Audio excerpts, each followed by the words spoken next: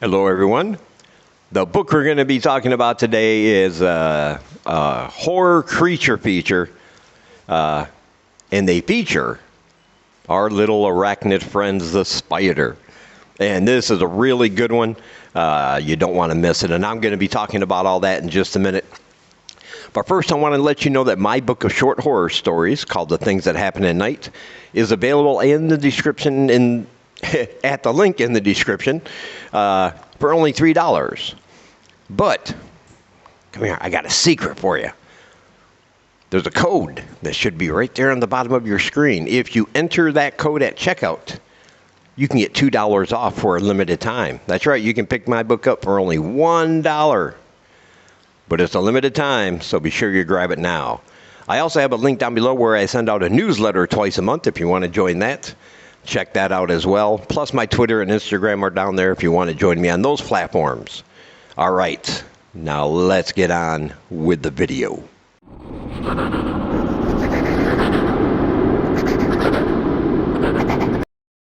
All right, so our book today is called Spidersight by Tirzah M.M. Hawkins.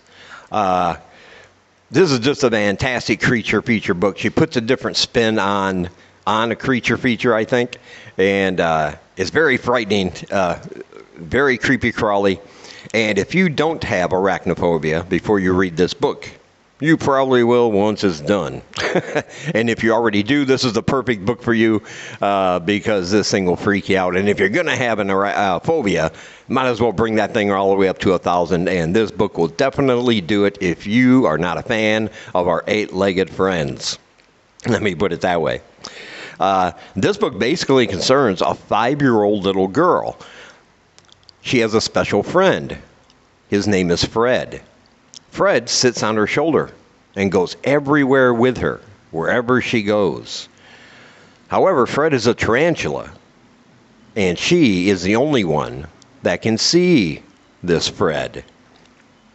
But it's not just Fred, because with Fred are thousands of other spiders of different varieties and shapes and colors. And these also follow her wherever she goes. She's the only one that can see all of these creatures. And at first she has a very special relationship with Fred. She thinks Fred is her best friend. And she snuggles with him at night, you know, putting Fred right there on her pillow and having him sleep in the crook of her neck and everything. But pretty soon, Fred seems to be able to communicate with her without saying anything. Of course, it's a spider, but telepathically. And basically, he wants to be fed. But here's the thing. As this little girl, and you know, little kids have emotions. They have all these feelings that they quite don't know how to process, and kids are great at just letting their feelings out. But this little girl, once she starts feeling things towards certain people, anger, or if she thinks a person's done her wrong, or her friends or her family are in any kind of trouble, because now that Fred can speak to her,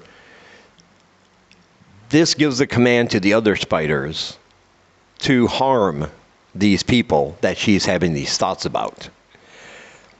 And at first, it's just maybe one spider biting somebody, sending its venom into their system, making them sick, having to go to the hospital.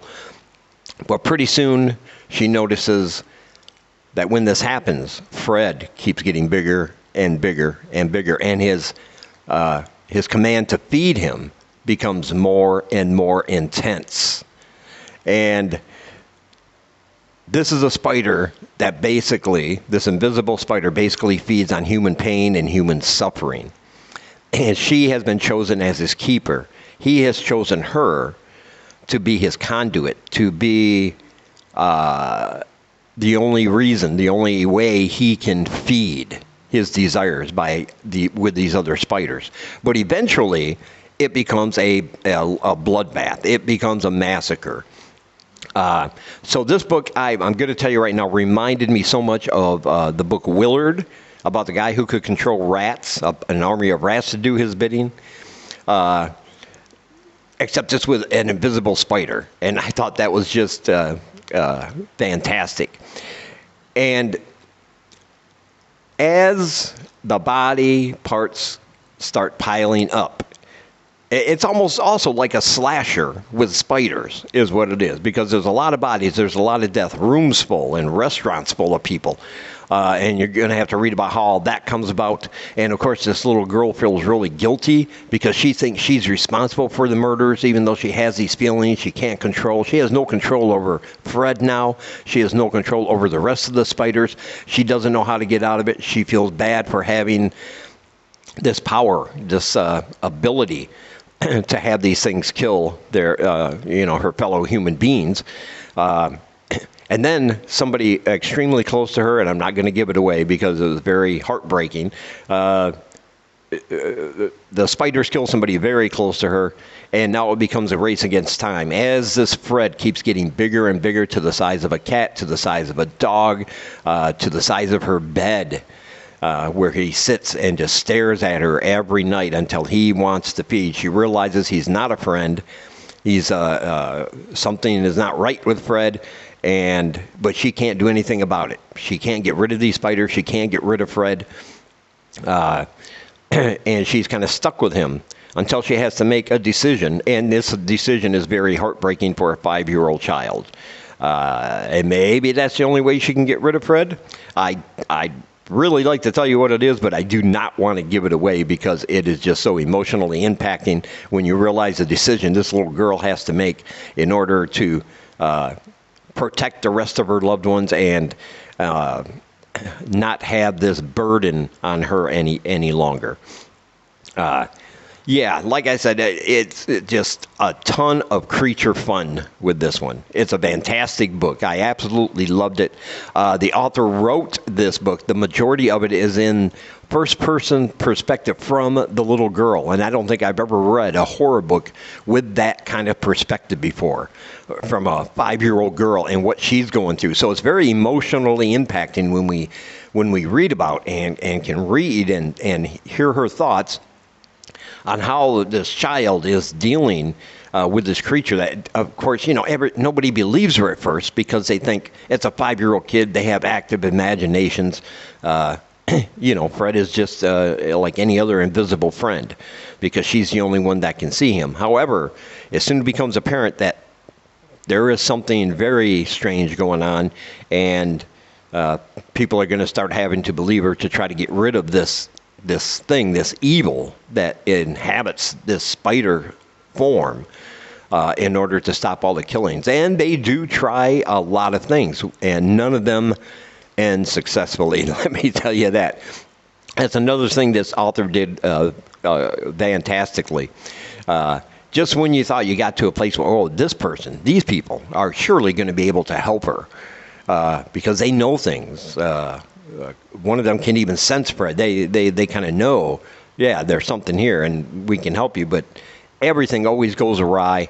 It never turns out, and more bodies are left in the wake as this little girl and her dad tried to escape and tried to run away from it all because they know the cops are on their trail because they think they're responsible for all these murders that have taken place.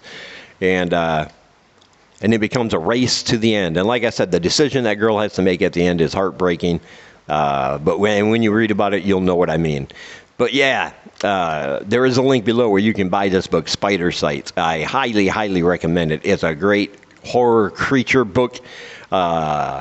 It'll raise the hackles on your neck, especially if you have arachnophobia. And it'll make you think twice about spiders, even if you don't have arachnophobia, I think. Yeah, that's how effective it was. I can't recommend this book enough. It's fantastic, a great addition to your spooky season reading list. And go ahead and order it at the link in the description, right through Amazon there. And also down below are links to my book of short horror stories, my Twitter, my Instagram, my newsletter. Pick all those up too and have fun with it. Spooky season. Let's do this. And as always, I want to say thank you for taking some of your time and spending it here with me. I really appreciate you guys watching. And until we meet again, keep reading spooky, my friends.